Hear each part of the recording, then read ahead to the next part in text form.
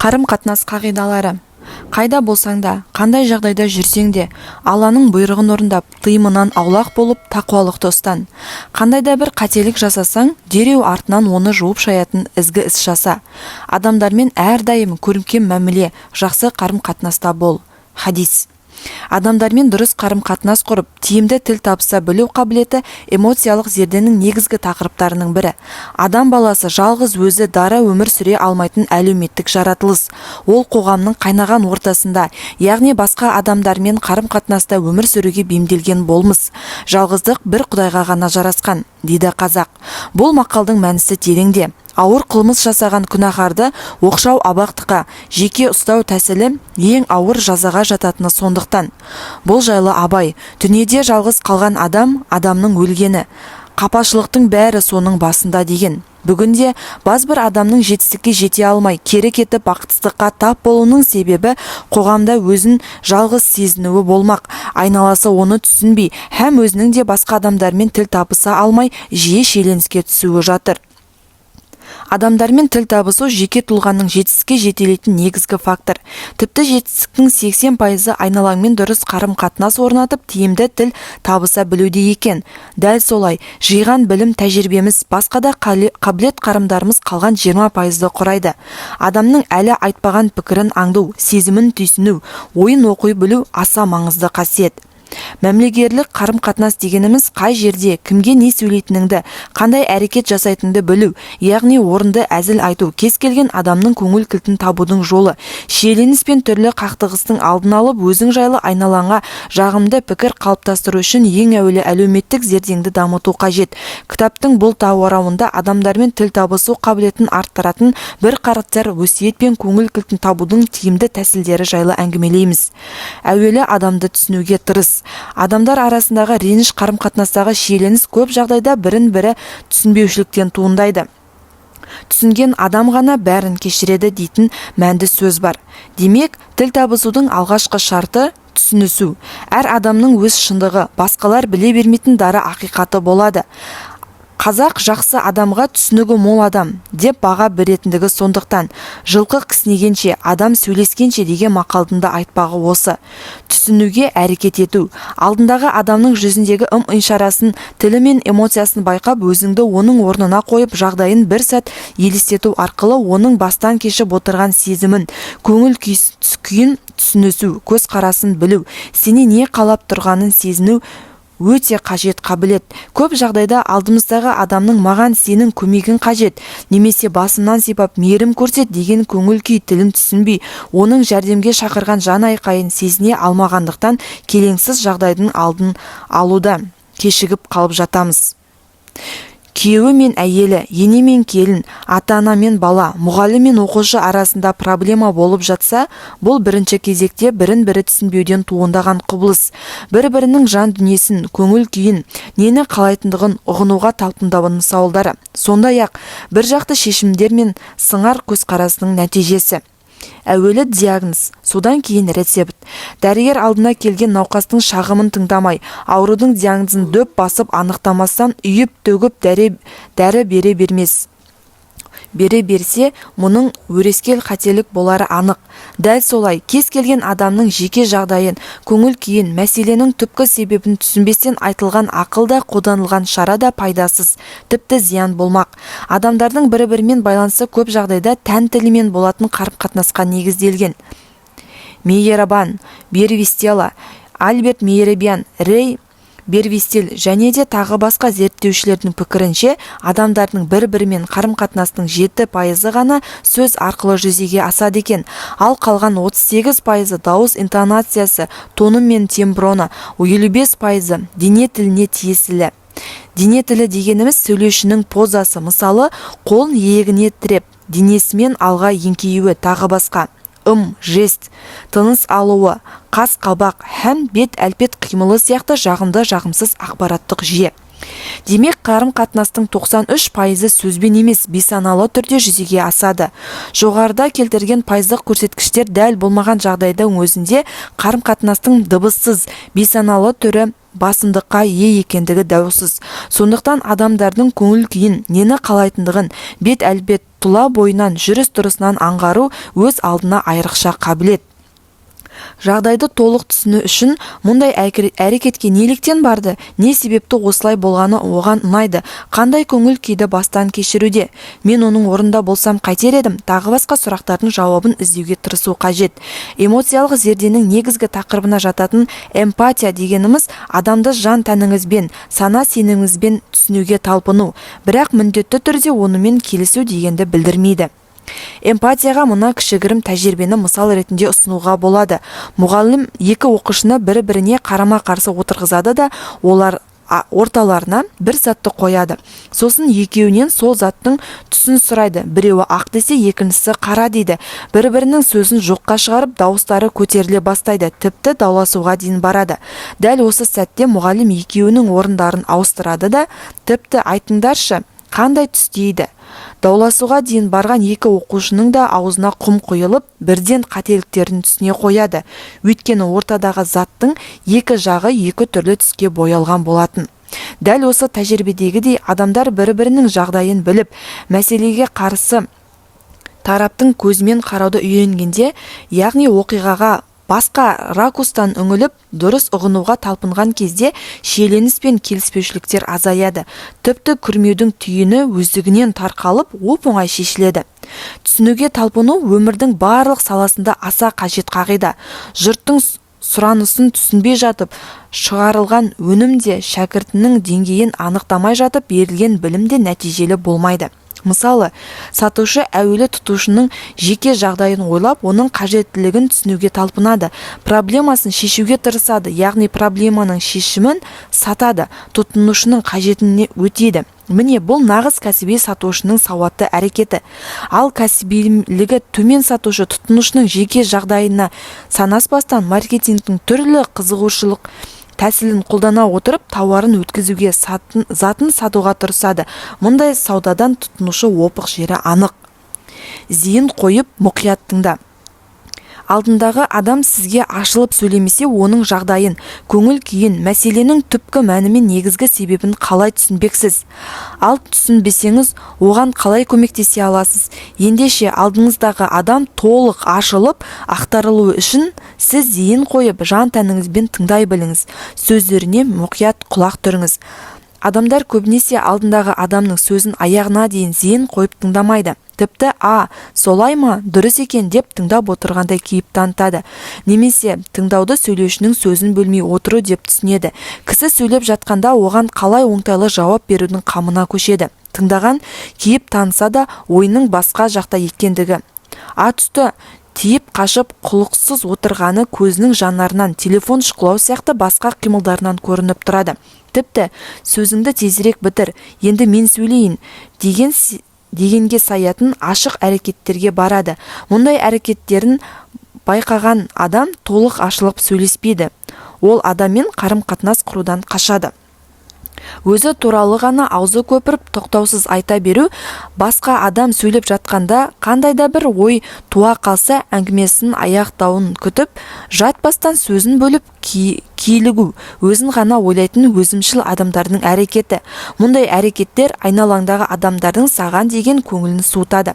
Пайғамбарымыз сөйлескенде, амандасқанда адамдарға денесімен толық бұрылатын, адамның сөзін мұқият тыңдайтын, тіпті бала болса да түсінуге, оқиғаның неден қалай орын алғандығына мән беретін еді. Кісіні тыңдай белу ең әуелі оған деген құрметтің белгісі. Сөзін тыңдап отырған адамға қарай денеңізді барынша бұрып, аздап иіліңкіреп отырыңыз. Көз байланысын құруды ұмытпаңыз. Сөзін соңына дейін асықпай сабырмен тыңдаңыз. Бір сәт бұл мәселеге қатысты көз қарасыңызды қоя тұрып, неліктен бұлай ойлайтындығын, қалындай себеппен, нендей көңіл күйде мұндай әрекетке баратындығын, шын мәнінде не болғандығын ұғынуға талпынған жөн. Мәселенің негізгі себебін білген соң ғана шешімін айтқан жөн. Сұхбат барысында тергеуші немесе сынаушы кейпіндегі сұрақтар қоймаңыз. Керісінше, оны шынайы тыңдап отырғаныңызды білдіретін, әңгімесіне аса қызығушылық байқататын, оның ашылып сөйлеуіне жағдай туғызатын сұрақтар қойып отырыңыз. Бірақ әртүрлі қажетсіз сауалдарды төпетіп қойып жаңылдырмаңыз. Мұндай жағдайда тыңдаушы бұл оған не үшін қажет деп күмәндана қарайтын болады. Іштей қауіптенгендіктен сізге сырын ақтарып ашып айтпайды. Адамдарды жан тәнімен тыңдай білетін тұлғалардың бірі Зигмунд Фрейд екен. Онымен кездескен адамдар Фрейдтен басқа адамдарда жоқ қабілетті байқадым. Оның көздері өңменіңнен өтетін суық емес, керісінше күлімдеп шуақ шашып тұрады. Жұмбақтап сөйлегенді жаны қаламайды, алайда оның сізге деген ықыласы айтар ойымды дұрыстап жеткізе алмасам да оның жоғары бағалауы басқа адамдарға ұқсамайды деп баға беретін болған. Эмпатиямен тыңдау мәселені шешуден бұрын адамның жанын түсіну, рухани демеу беріп қолдау көрсету болмақ. Жай ғана көңіл бөліп шынайы тыңдаудың өзі ғана көп адамның жан дүниесіне дауа болмақ. Бір психологтың маған психологиялық көмек сұрап келген кісінің ең әуелі мұқият асықпай тыңдаймын. Тыңдаған сайын ол ашылып сөйлейді. Арасында көбірек сөйлету үшін сұрақтар қойып отырамын. Ішіндегі шерін тарқатады, жиналған барлық эмоциясын шығарады. Мен алғашқы кездесуде көп нәрсе айтпасам да, оның кетер кезде көңілі көтеріп, әжептәуір жақсы болып қалғанын байқаймын дегені бар еді. Иә, сіздің шынайы жан тәніңізбен тыңдағаныңызды сезген сәтте сөйлеп отырған адам да шынайы сөйлеуге тырысады. Айтылмаған сөздерін ағытып, ішіндегісін бүкпесіз ақтара бастайды. Саған деген құрметі артып, өз кезегінде ол да сізді мұқият тыңдауға, түсінуге ниетті болады. Арадағы қарым-қатынас беки түседі. Кез келген пенде өзін де қойып тыңдайтын, жан дүниесін түсінетін адамды іздейді. Сондықтан алдыңыздағы адамның сөзін аяғына дейін тыңдамай жатып ақыл айтудан аулақ болыңыз.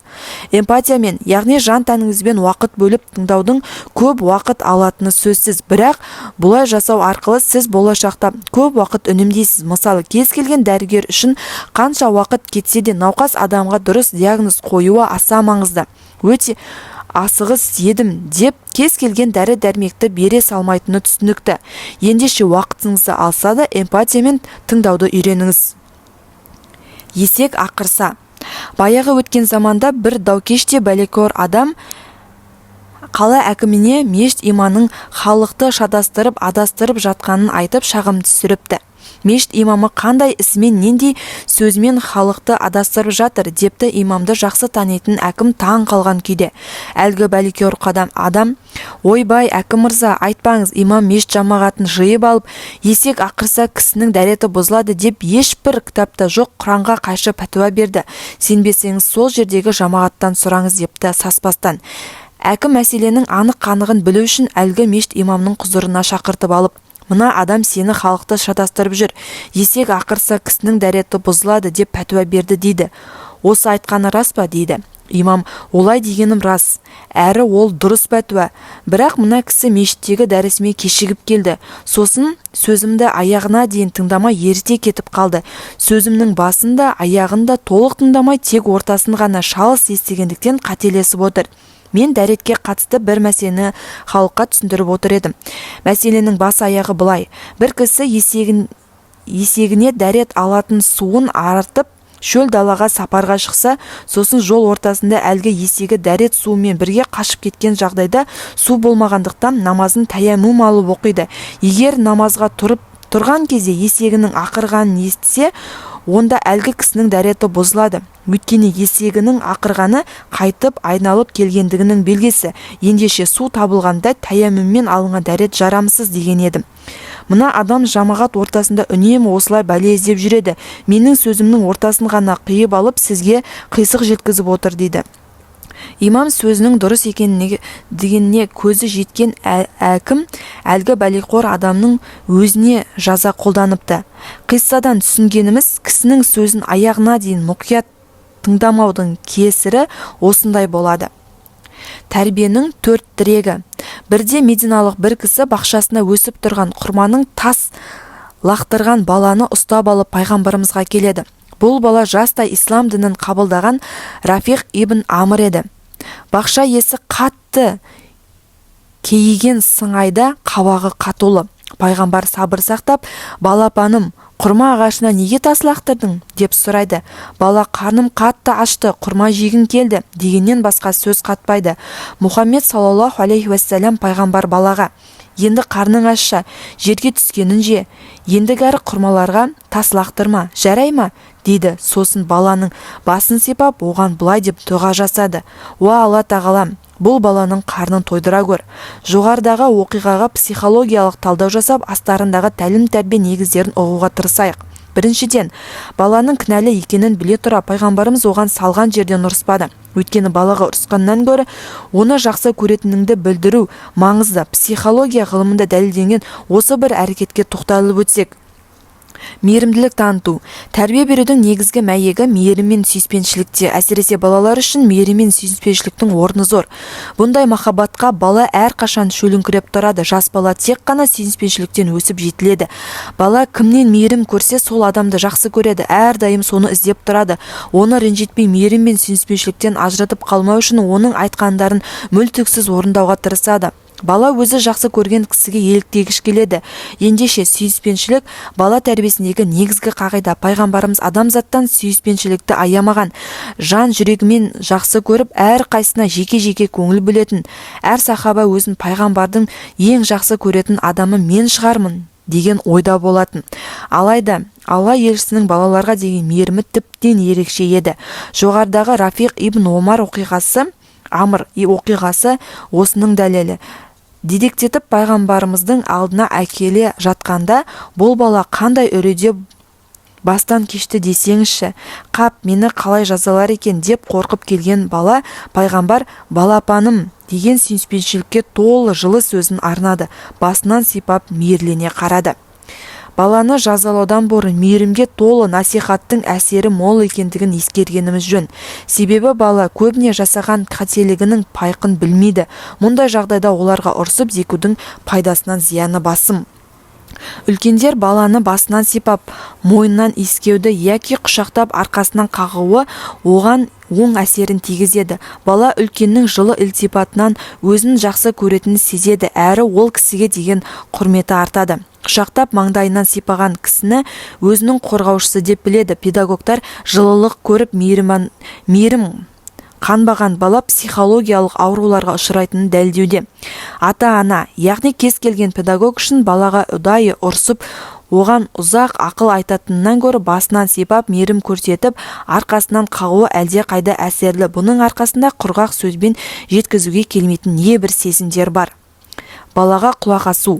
Баланы әуелі тыңдай білу керек. Әр нәрсені дұрыс түсінуге бала ақылы жете бермейді. Бала сөйлеген сайын ішкі дүниесін ашып береді. Сол себепті баланың ойын білу қажет. Біз көбіне баланы қателікке ұрындыратын себептерді іздейміз. Дереу оған ұрса жөнелеміз. Жоғарыдағы Рафиқ ибн Амр оқиғасында пайғамбарымыз оған дереу дүрсе қоя берген жоқ. Әй, оңбаған, біреудің бақшасында нең бар? Енді тас лақтырады екенсің, көресіңді көрсетем, қолыңды сындырам деп ұрысқан жоқ. Неліктен тас лақтырдың деп онымен тілдесті. Бала себебін айтты. Қарны ашқаны құрма жегісі келетіндігін анықталды. Аш баланың мұндай әрекетке бару табиғи жағдай екені анық. Не істесе де дереу жазалауға жүгірмей, алдымен баланы сөйлетіп тыңдай білу қажет. Бала балалықпен қате жасайды. Ал үлкендер болса, олардан ересек адамның ізін күтеді. Қате жасаса ұрысып, жазғыра жөнеледі. Көбіне баланы тыңдауды қажеттілік деп ойламайды. Бала болса өз ісінің қателігін түсінбегендіктен ата-анасының яки үлкендердің не үшін ұрысқанын, неге жазалағанын ұқпай қалады. Сөйтіп үлкендер маған жамандық жасады, ата-анам мені жақсы көрмейді деген ой жүреді. Міне сондықтан баланың ішкі дүниесімен сырласпай, жасаған ісінің дұрыс еместігін түсіндірмей жазалау дұрыс емес. Балама нәрсе ұсыну. Ата-ананың қателіктерінің бірі баланы не болса содан тыйып, іс әрекетін шектей беруі. Баланың қате қылығын тыйған кезде орнына басқа бір дұрыс бағыт көрсету керек. Олай болмағанда бала баяғы істеген қателіктеріне қайта оралады, немесе қырсық мінезге бейімделеді. Мысалы, бала ыдыс аяқпен ойнағысы келді делік. Дереу оны қолынан жұлып алғаннан көрі, ойнасаң мәм мынамен ойна деп оған сынбайтын зат беру керек. Үйдің қабырғаларын сызып ойнаған баланың қолына дереу дәптер яки қағаз ұстатып, мынаны сыз, жүгірсең мұнда емес, ана жерге жүгір, көрсең бұл фильмде емес, ана фильмді көр деген секілді балама ұсынған жөн. Жоғарда пайғамбарымыз құрмаға тас лақтырма, жерге түскендерін же деп балама ұсынғаны сияқты. Тілек тілеу немесе балаға бата беру. Ата-ана қашанда баласының тілегін Құдайдан сұраған жөн. Бұл педагогтар үшін де маңызды. Көптеген хадисте баласының тілеуін тілеген ата-ананың дұғасы қабыл болатыны айтылған. Пайғамбарымыз жоғарыдағы оқиғаға балаға дұға етудің маңыздылығын білдіруде. Сол сияқты педагогтар да қарамағындағы балалар үшін үнемі жаратқаннан жақсы тілек тілеп жүргені дұрыс. Қорыта келгенде, адамға жасына сай тәлім тәрбие беруде ұлағаты мол, тамаша ұстаз пайғамбардан алар үлгі көп. Оның бала тәрбиесіне қатысты көрегендігі жоғарыдағы бір оқиғамен шектелмейді. Кезінде тұтас қоғамды жамандықтан тыйып, жақсылыққа тәрбиелеген Әзірет Мұхаммед саллаллаху алейхи уассалам өмірі теңдессіз үлгі. Ол бала тәрбиесінде қиындық көріп жүрген ата-аналар мен педагогтар үшін таптырмас өнеге. Ымыралы мәміле. Кез келген келіссөз екі тарапқа да пайдалы болуы тиіс. Бір ғана жақтың мүддесі қорғалған келісімдер мен ортақ істердің ғұмыры ұзақ болмайды. Бір тарап қысқа мерзімге ұтқанымен ұзақ мерзімде ұтылысқа ұшырайды. Мысалы, сізбен әріптестік орнатқан компанияның душар болған жағдайын пайдаланып, оларға тауарыңызды қымбат бағаға саттыңыз делік. Яғни ол компанияның сізбен тауарды әдеттегіден қымбат бағаға сатып алуға мәжбүр болды. Бірақ сіздің осы әрекетіңізден кейін ол компания келесі жолы тауарды сізден сатып алудан бас тартуы әбден ықтимал. Демек, сіз бір рет қомақты пайдаға кенелгеніңізбен ұзақ мерзімде әулетті әріптестеріңізден айырылдыңыз. Осы орайда пайғамбарымыздың мына бір хадисі аталған тақырыпқа қағида боларлық терең мағыналы сөз. Өзіңе тілегенді басқаға да тілемейінше кемел иманға жете алмайсыңдар. Өзіңізге қалағанды өзгеге де қалау үшін өз мүддеңді ойлағандай басқаның да пайдасын көздейсің. Сондай-ақ өзің ұнатпаған қылықты басқаға тілемейсің. Міне бұл кемелдіктің белгісі. Өз пайдаңды қорғау мен өзгенің мүддесіне құрмет көрсету ол ар ұятқа, имандылыққа негізделген тепе-теңдіктің көріндісі. Сенім мен көркем мінездің, биік өренің жемісі. Осы ұстаным салтанат құрған кез келген қоғам бақытты ғұмыр кешпек. Стивен Кови өзінің жасампаз жандардың 7 дағдысы атты еңбегінде ықпалдастық арқылы жетістікке жетудің маңыздылығын айта келіп, екі жақтың да мүддесі мен пайдасы сақтаған келісімді ұттым қағидасын түсіндіреді. Проблеманың екі жаққа да пайдалы шешу үшін тараптар бір-бірінің қалауын шынайы түрде түсінуге тиіс. Үлгі ретінде төмендегі оқиғаны ұсынады. Мен шағын компанияда жұмыс істедім. Ірі банк корпорациясымен келісімшарт жасау арқылы келіссөз жүріп жатқан корпорация келіссөзге қатысу үшін Сан-Францискода зергерлер Огайодан өзінің өкілі мен құрамында 2 ірі банк президенті бар. 8 адамнан тұратын делегация жіберіпті. Біздің компанияның келіссөздері ұттым немесе байланыспаңыз принципі бойынша жүргізуге шешім қабылдаған. Басшылық көбірек шығын шығарып, қызмет көрсету деңгейін жақсартпақшы болды. Бірақ әлгі қаржы корпорациясы талаптар мен саудаларды төпелетсіп келіп, талаптар келіссөз үстелінің басында жайғасқан сәтте компаниямыздың президенті былай дейді: келісімшарт мәтінін өз қалауыңызға қарай құрастырсаңыз жөн болар еді. Өйткені сіздердің қажеттіліктеріңізді толық білгіміз келеді. Әуелі сіздердің қажеттіліктеріңізді қанағаттандыру мүмкіндіктерін талқылаймыз. Тек содан соң баға туралы ақылдасамыз. Екінші тарап өздерінің таң тамаша болады. Оларға келісімшарт жасау мүмкіндігі толық берілгендігі қатты таңғалдырады. Жұмысты орындауға 3 күн қажет болды. Сөйтіп олар өздеріне қолайлы келісімшарт нұсқасын ұсынғанда компаниямыздың президенті былай деді: әуелі біз сіздерге не керек екенін дұрыс түсіндік пе? Соны тексеріп алайық. Содан кейін ол келісімшарттың әр тармағын әріптестер мүддесін қорғай отырып мазмұндап шықты. Сонымен қос тарап өз басымдылықтарына толық көздері жеткенше келісімшарт талқыланды. Иә, дәл солай. Жоқ, біз бұл жерде сол жерде басқаша жасар едік. Иә, міне, енді дұрыс. Қарсы тараптың мүддесін мұқият саралаған соң, президент бізді алаңдатқан мәселені түсіндіре бастады. Олар сөзімізді бөлмей тыңдады. Өйткені тыңдауға дайын еді. Жұмыстың бас кезіндегі тым ресми, сенімсіз, жағымсыз ахуал аяқ астынан өзгеріп, синергияға қолайлы жағдай туды. Келіссөз аяқталарда корпорация өкілдері біз сіздермен әріптес болғымыз келеді. Келісімшарт жасауға дайынбыз. Бағасын қойыңыздар, қол қояйық деді. Екі жақтың біреуіне пайдасыз істен бас тарту қажет. Екі жаққа да пайдалы, екі тарапта да қанағаттандыратын келісімге қол жеткізе алмаған жағдайда ортақ жұмыс істеуден бас тартыңыз. Ең дұрыс шешім. Осы арқылы сыйластық қарым-қатынасты сақтап қалуға болады. Әйтпесе бір тараптың ұтысы екінші жақтың ұтысының нәтижесі болғандықтан ондай келісім арада қарым-қатынасқа сызат түседі. Келісе алмаған жағдайда бас тартуды Стивен Кови ұттым немесе байланыспаңыз қағидасымен былай деп түсіндіреді.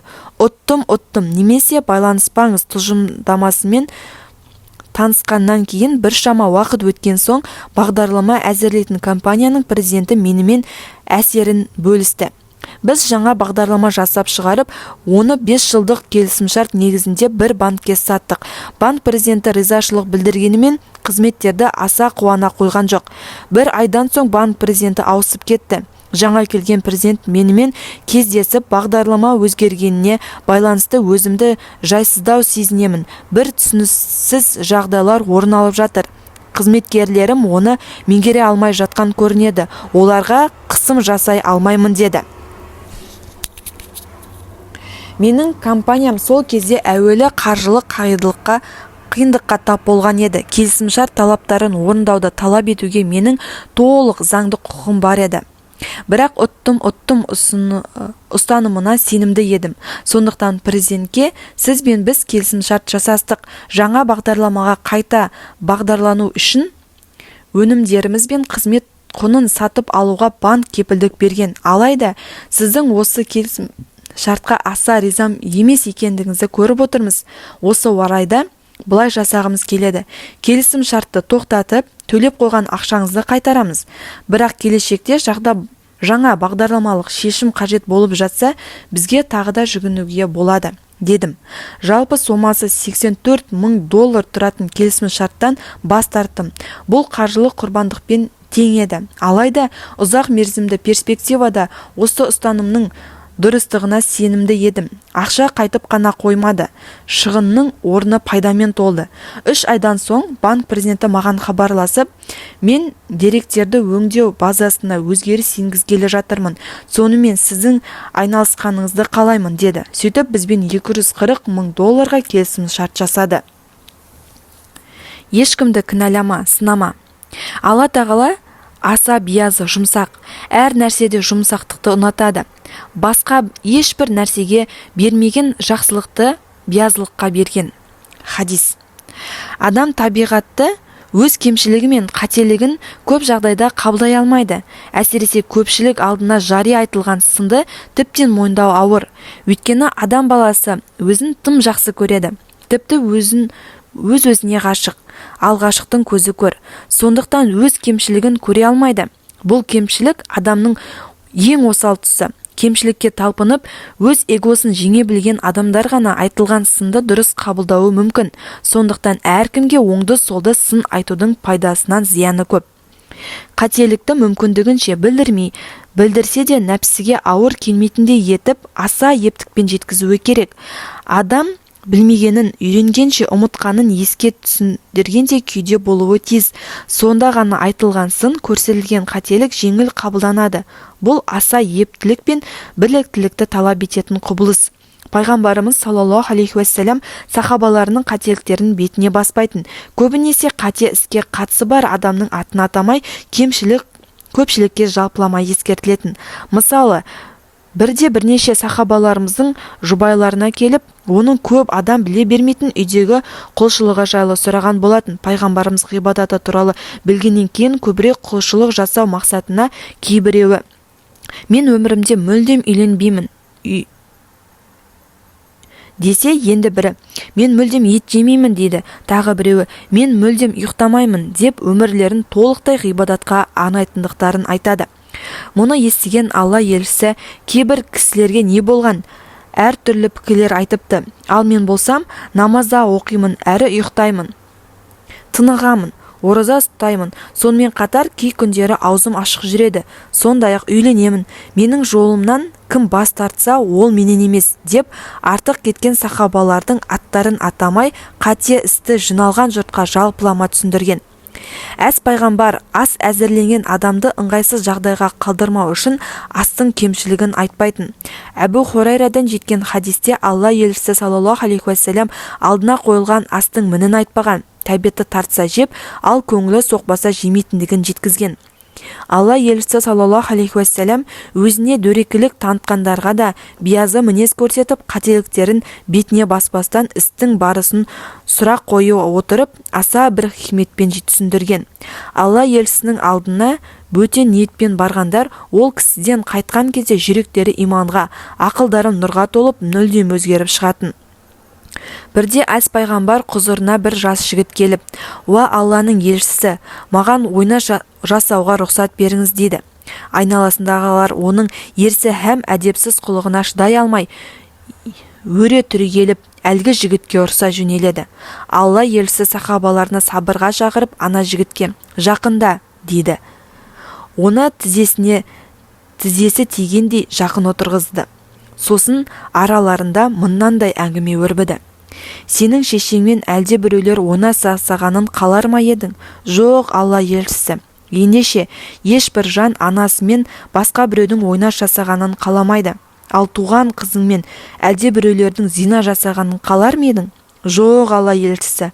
Олай болса, сен секілді ешбір адам туған қызымен басқа біреудің зина жасағанын қаламайды. Ал әпке қарындасыңмен әлде біреулер ойна жасағанын қалар ма едің? Жоқ, дәл сол секілді ешбір адам қаламайды. Ал әкең жақтан туысқан болып келетін әпкелермен біреудің ойна жасағанын қалайсың ба? Жоқ, сен секілді ешкімде қаламайды. Ал нағашы әпкелермен біреудің зина жасағанын қалар ма едің? Жоқ, олай болса, басқа адамдар да нағашы әпкелермен әлде біреудің ойна жасағанын қаламайды. Байқағанымыздай, пайғамбар жас жігіттің кемшілігін бірден бетіне басқан жоқ. Тіпті өре түрегелген сахабаларын сабырға шақырды. Ыңғайсыз жағдайға тап болған жігіт өзіне жақын тартып, көңілін кілтін тапты. Сұрақ қоя отырып, қисынмен ісінің қате екенін ұқтырды. Оның зина жасайтын әйелінің басқа бір адамнан анасы, я болмаса қызы, яки әпке қарымдасы, немесе басқада жақын туысқандары екендігін асықпай тәкпіштеп қойып түсіндірді. Соңында Алла елшісі саллаллаху алейхи уассалам жас жігіттің көкірегіне қолын қойып, былай деп бата дұға жасады. Алла тағала мына жігіттің күнәсін кешіріп, жүрегін күнәдан тазалап, ар ұятты ете көр. Жас жігіт осы оқиға жайлы былай деді. Алла елшісінің құзырына кірер кезде жина мен үшін үлкен сүйікті іс болса, шыққан кезде мен үшін ең жексұрын қылыққа айналды. Атақты америкалық психолог Дейл Карнегидің кітабында кемшілікті бетке баспай, қателікті түзеудің үлгісі ретінде мына бір оқиғаны мысалға келтіреді.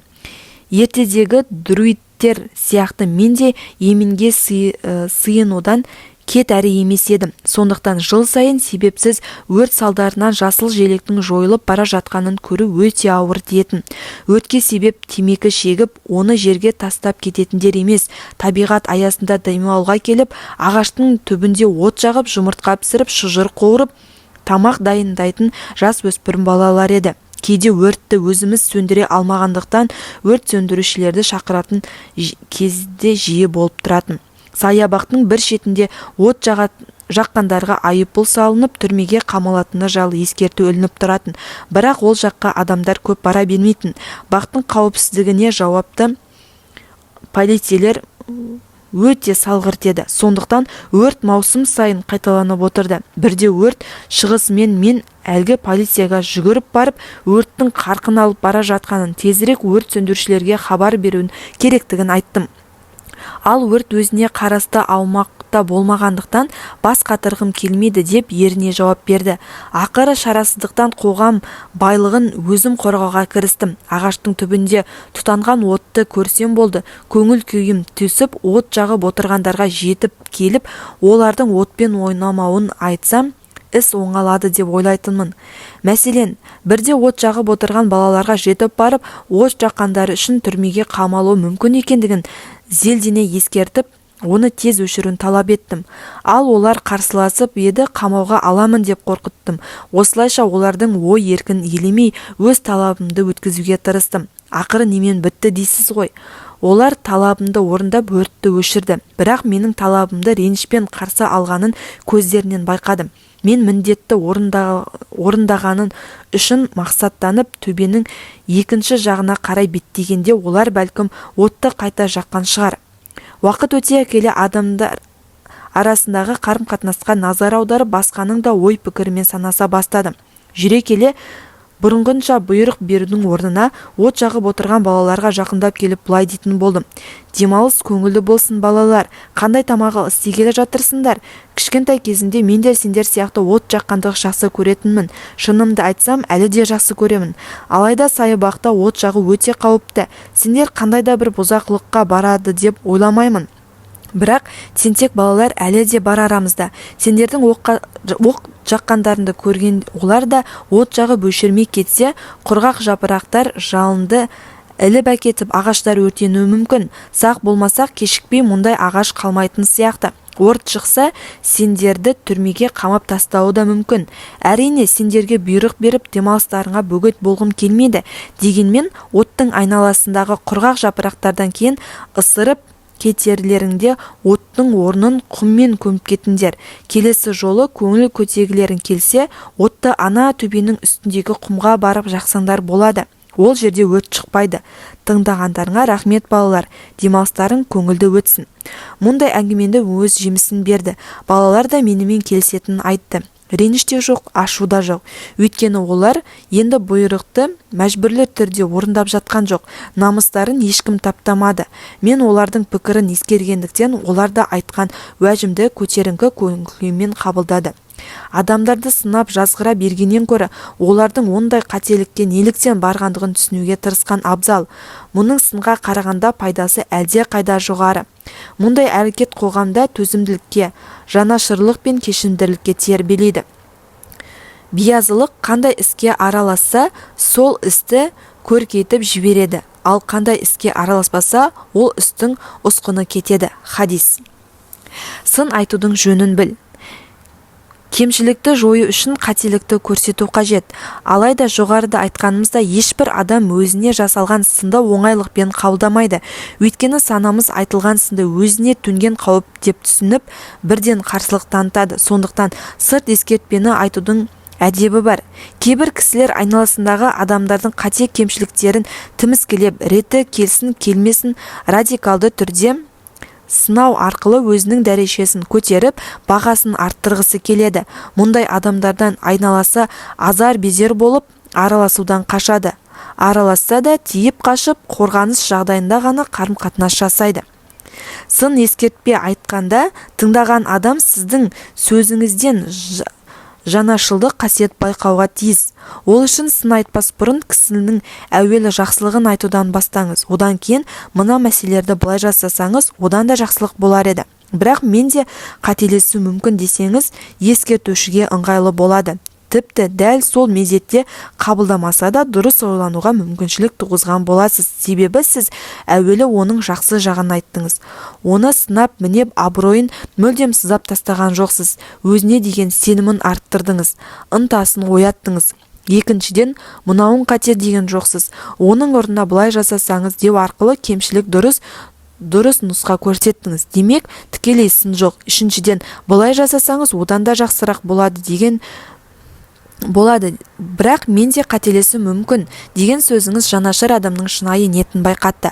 Пайғамбарымыз әз сахаба Абдуллах ибн Омарға: Абдуллах қандай жақсы азамат, егер түнгі намазын оқыса бұдан да жақсы болар еді деген дұрыс сын айтудың өнегесіне үлгі болмақ. Әуелі адамның жақсы жағын, жетістігін айтыңыз, сосын кемшілік тұсын мүмкіндігінше көзіне шықмай жанашырлықпен тілге тиек етіңіз. Әңгімені тағы да жақсы жағын айта отырып аяқтаңыз. Қалауын тапса қар жанар. Алла адамды ардақтатып жаратып, ерекше қадір қасиетке бөлеген, әр адамға ерік жігер, таңдау құқығын берген. Кез келген пенде өзінің маңыздылығы мен қадір қасиетін сезінгісі келеді. Ал оған қандай да бір істі қалауынан тыс мәжбүрлеп жасату адамның ішкі қалауына, қадір қасиетіне қайшы болмақ. Сондықтан кез келген істі адамдардың қызығушылығын ояту арқылы ішкі қалауларына сай жасатуға тиіспіз. Адамның ішкі қызығушылығы оның дұрыс шешімі. Айналамыздағы адамдарға, мейлі ол отбасы мүшесі болсын, яки жұмыстағы әріптес қызметкерлер, немесе мейрамханадағы даяшы болсын, тіпті қол астыңызда істейтін жұмысшы болсын, олардың ішкі қызығушылығын ескермей, түрлі қысым арқылы мәжбүрлеген іс нәтижелі болмайды. Пайғамбарымыз сахабаларын қандай да бір іскі істе ынталандырғанда, оларды мына дүниеде кенелер жақсылығы мен Алланың разышылығы, ақыреттегі мол сауабын айтып қызықтыратын.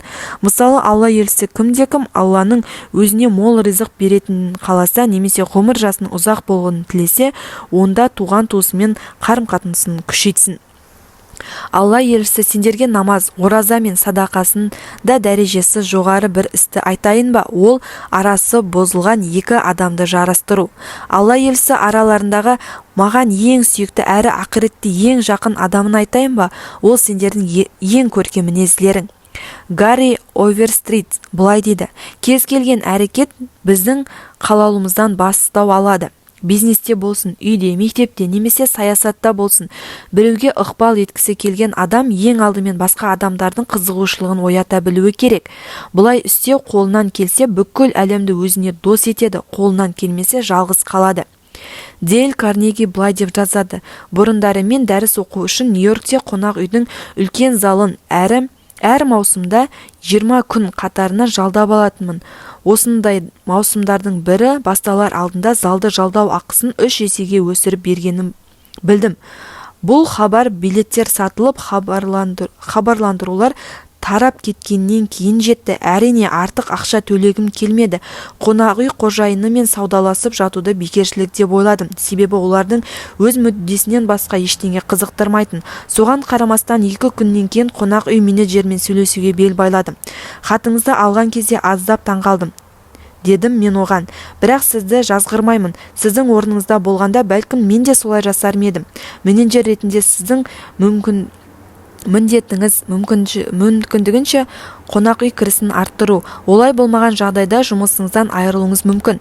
Ендеше бір жапырақ қағазға қонақ үйдің жалдау құнын арттырғанда сізге қандай пайда немесе зиян келетінін жазып көрейік. Сөйтіп мен қонақ үйдің ресми банкін алып, оны 2-ге бөліп сыздым да бір жағына пайда, келесіне зиян деп жаздым. Пайда деген бөлігіне зал бос деп жаздым да былай дедім: зал бос кезде сіз оны биге немесе жиналыстарға жалға беріп қосымша пайда табасыз. Мұны атап өтпесе болмайды, өйткені одан бірнеше дәрістен түсірген пайдаңыздан да көбірек пайда көруіңіз мүмкін. Ал 20 кеш маған жалға беріп, басқа кезде жауып қойсаңыз, өзіңіз үшін де пайдалы кіріс көзінен айырыласыз. Енді бұл мәселенің зиян жағын қарастырып көрейік. Біріншіден, менің есебімнен пайда түсіремін деп, одан айырылып қалайын деп отырсыз. Иә, солай, сіз көк тиын да таппайсыз, себебі сіз сұраған қаржыны мен төлей алмаймын. Демек, дәрісті басқа жақта оқуға мәжбүр боламын. Сіз үшін бұндай басқа зиян жоқ. Олай дейтінім, менің дәрісімді тыңдау үшін қонақ үйіңізге көптеген білімді мәдениетті адамдар келеді. Бұл сіз үшін жақсы жарнама. Дегенмен келісесіз. Тіпті жарнама үшін $5000 төлесеңіз де менің дәрісіме келетіндей көп адам қонақ үйге көруге келмейді. Ал сіз қонақ үйге жарнама өте қажет. Әңгімемді айтып отырып, осы 2 зиянды жазында менеджерге табыстадым. Қоштасарда былай дедім: бұл мәселеде түсер пайда мен шегер зиянды жан-жақты талдап, маған соңғы жауабыңызды берерсіз деп ойлаймын.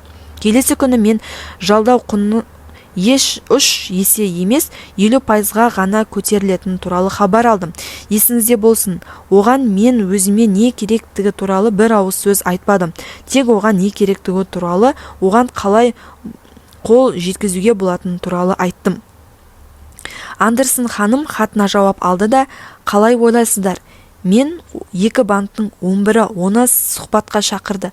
Андерсон ханым өзі қалаған банктың ұсынысын қабыл алды. Неге? Өйткені Андерсон ханым хатында жұмысқа тұрғысы келетіндігі, яғни өзінің не қалайтыны туралы емес, керісінше банктерге не керектігін, не оларға қалай көмектесе алатындығын айтқан.